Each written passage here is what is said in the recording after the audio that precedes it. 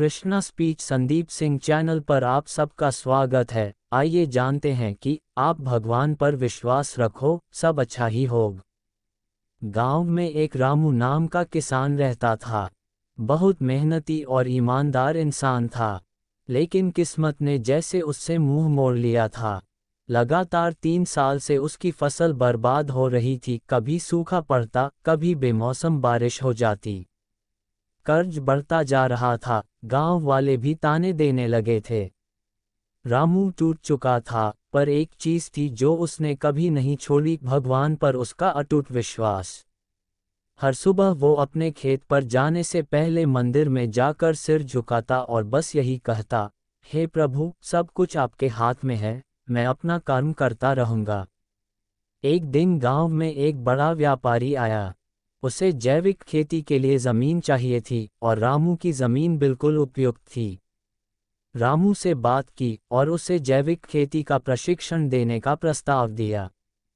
रामू ने सोचा, मदद तो भगवान ने ही भेजी है, और उसने हाँ कर दी।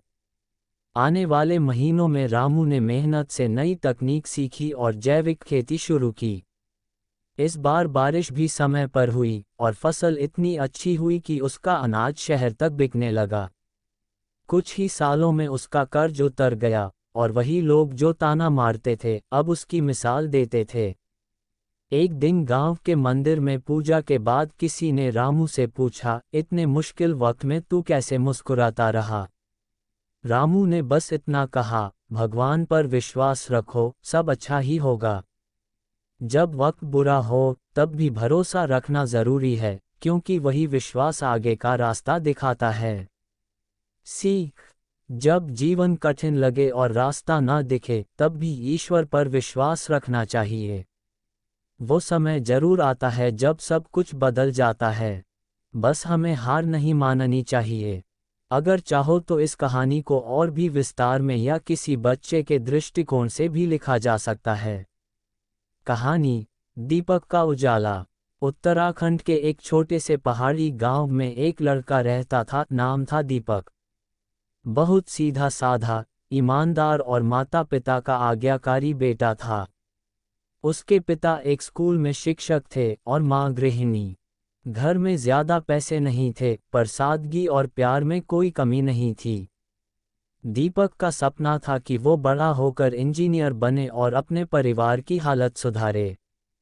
उसने मन लगाकर पढ़ाई की, दिन रात एक कर दिया। बोर्ड की परीक्षा में उसने अच्छे अंक प्राप्त किए और एक प्रतिष्ठित इंजीनियरिंग कॉलेज में दाखिला मिल गया। परिवार में खुशी की लहर दौड़ गई, लेकिन किस्मत को कुछ और मंजूर था। कॉलेज में दाखिले के कुछ ही हफ्ते बाद दीपक के पिता को अचानक दिल का दौरा पड़ा। इलाज के लिए जो भी जमा पूंजी थी, सब खर्च हो गई। इलाज तो हो गया, पर अब कॉलेज की फीस भरने के लिए कुछ भी नहीं बचा था। दीपक टूट गया। एक तरफ पिता की सेहत, दूसरी तरफ अधूरी पढ़ाई और पैसों की तंगी। दोस्तों ने सलाह दी कि पढ़ाई छोड़कर नौकरी कर ले, कुछ पैसे घर भेजे। रिश्तेदारों ने भी कहा, अब हालात समझ और जिंदगी की हकीकत को मान ले। पर दीपक हर रात माँ के साथ घर के मंदिर में बैठता और चुपचाप ईश्वर से बात करता। एक ही बात कहता, भगवान, मुझे नहीं पता आगे क्या होगा, बस आप मेरे साथ रहना।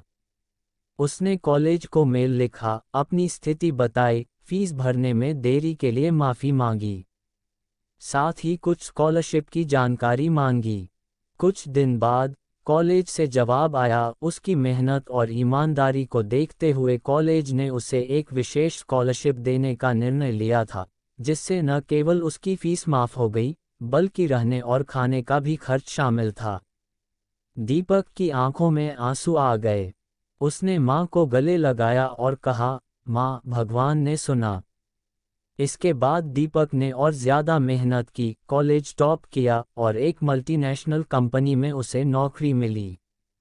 पहली सैलरी से उसने अपने पिता के लिए दवाइयाँ मंगवाईं और माँ के लिए एक गर्म शॉल। कुछ सालों में उसने अपने घर की हालत बदल दी, एक अच्छा मकान, पिता की इलाज की पूरी सुविधा और माँ का सपना, घर में एक छोटा सा मंदिर, वो भी पूरा किया। योजक चिन्ह योजक चिन्ह योजक चिन्ह। कहानी की सीख। जब जीवन में संकट आता है तो इंसान या तो हार मान लेता है या फिर ईश्वर पर विश्वास रखकर आगे बढ़ता है। दीपक की तरह अगर हम भी अपने कर्म करते रहें और दिल से ईश्वर को याद करें तो रास्ते बनते हैं। कभी सीधे नहीं तो घुमाकर, लेकिन अगर भरोसा है तो भगवान कभी हमें अकेला नहीं छोड़ते। योजक चिन्ह योजक चिन्ह योजक चिन्ह।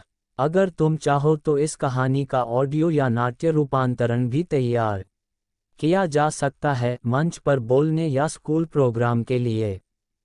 कहानी छाया की उड़ान।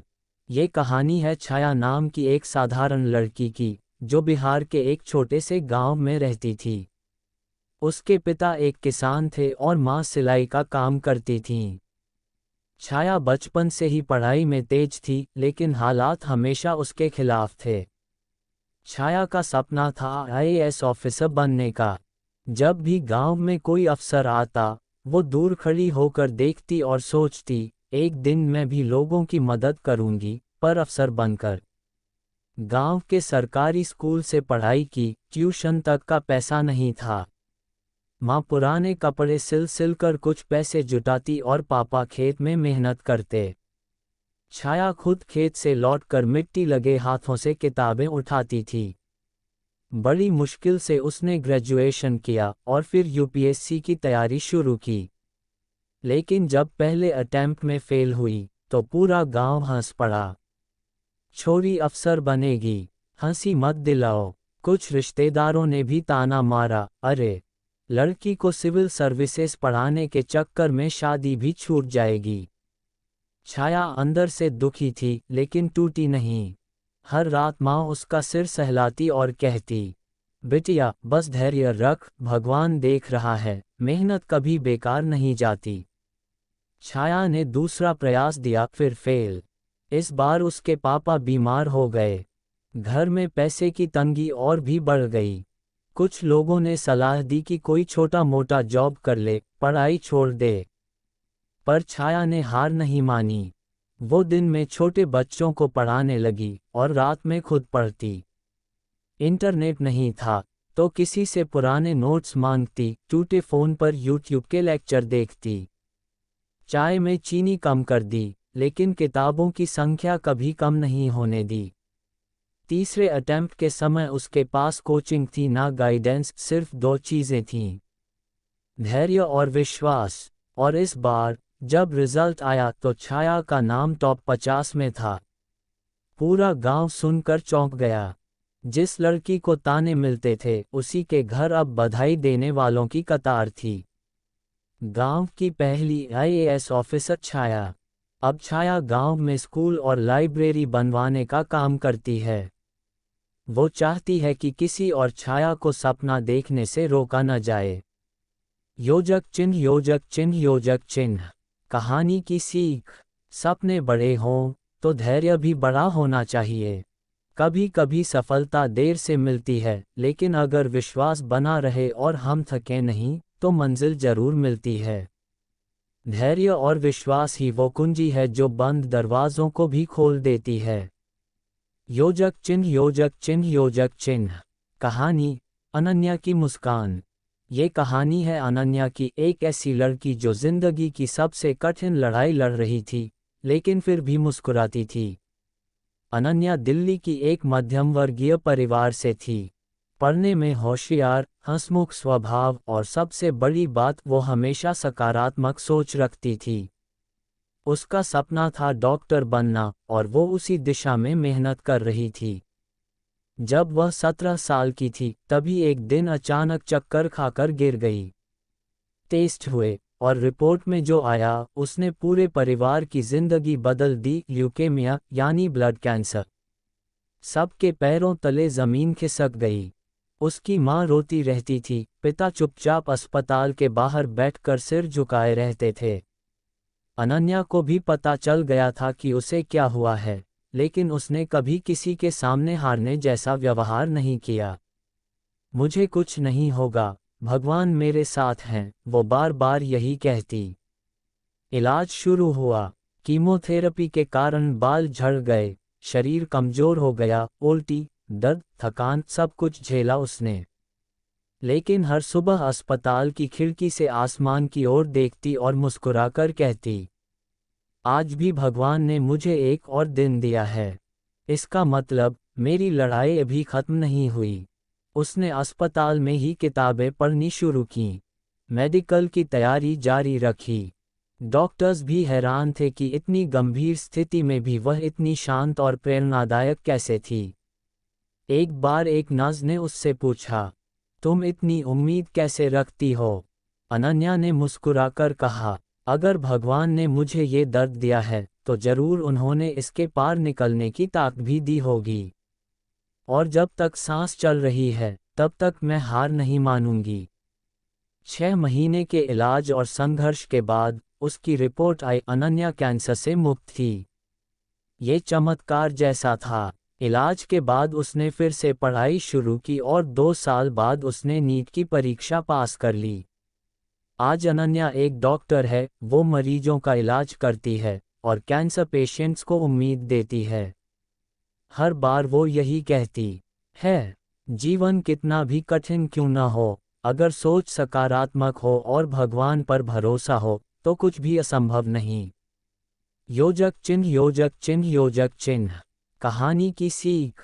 चुनौतियां जीवन का हिस्सा हैं, लेकिन उनसे कैसे निपटा जाए, ये हमारे सोच पर निर्भर करता है। सकारात्मक सोच इंसान को टूटने नहीं देती और भगवान पर विश्वास उसे आगे बढ़ने की हिम्मत देता है। जब ये दोनों साथ होते हैं, तो सबसे गहरी रात के बाद भी एक नई सुबह जरूर होती है। अगर आपको वीडियो अच्छी लगी हो तो इस चैनल को सब्सक्राइब जरूर करें। धन्यवाद।